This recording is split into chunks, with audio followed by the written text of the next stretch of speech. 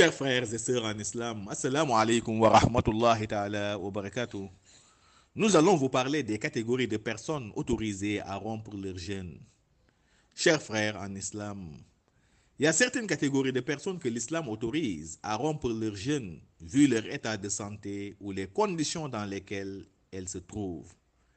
Et parmi elles, il y a le voyageur.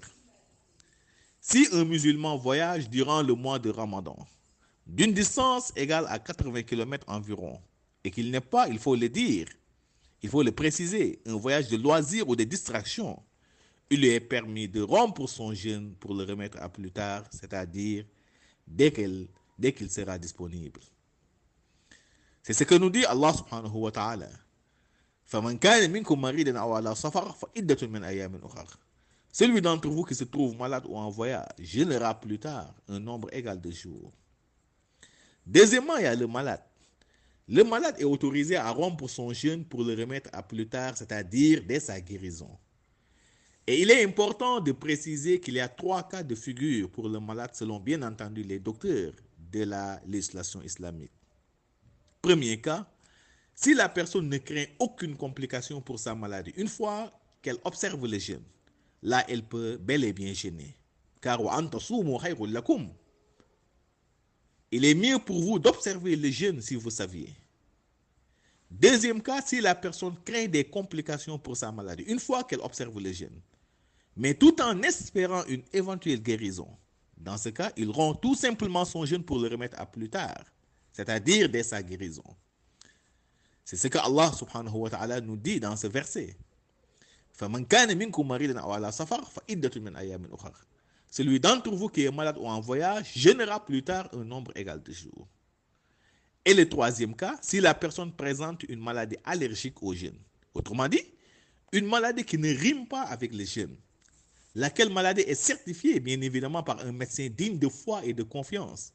Dans ce cas, elle arrête définitivement le jeûne pour donner en contrepartie de la nourriture à un pauvre pour chaque jour de jeûne. Là, il sera compté dans la catégorie de ce qu'Allah subhanahu wa ta'ala appelle c'est-à-dire de ceux qui ne peuvent jeûner qu'avec difficulté, incombe en expiation la nourriture d'un pauvre.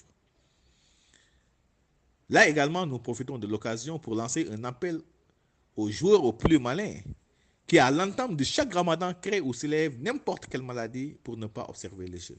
Qu'ils sachent qu'Allah subhanahu wa ta'ala est parfaitement connaisseur de tout ce que nous faisons. Attention. Et parmi les catégories, il y a également la personne âgée. 3. Si la personne atteint un certain nombre d'âges de sa vie, qui ne lui permet plus d'observer les jeûnes, là, il rompt tout simplement son jeûne. Il rompt définitivement son jeûne pour donner en contrepartie de la nourriture à un pauvre. Pour chaque jour, bien entendu, de jeûne. Comme l'a affirmé Ibn Abbas radiallahu anhuma. وَحِيسَ لِشَيْءِ الْكَبِيرِ أَنْ يُطْعِمَ أَنْ كُلِّ يَوْمٍ مِسْكِينٍ وَلَا قَضَاءَ عَلَيْهِ. La personne âgée est autorisée à renoncer au jeûne en cas de difficulté, moyennant une nourriture aux pauvres sans plus d'obligation. Et là, je précise qu'il n'y a pas de limite d'âge pour le jeûne. Car une personne de 80 ans peut être beaucoup plus apte sur le plan physique qu'un jeune de 30 ans.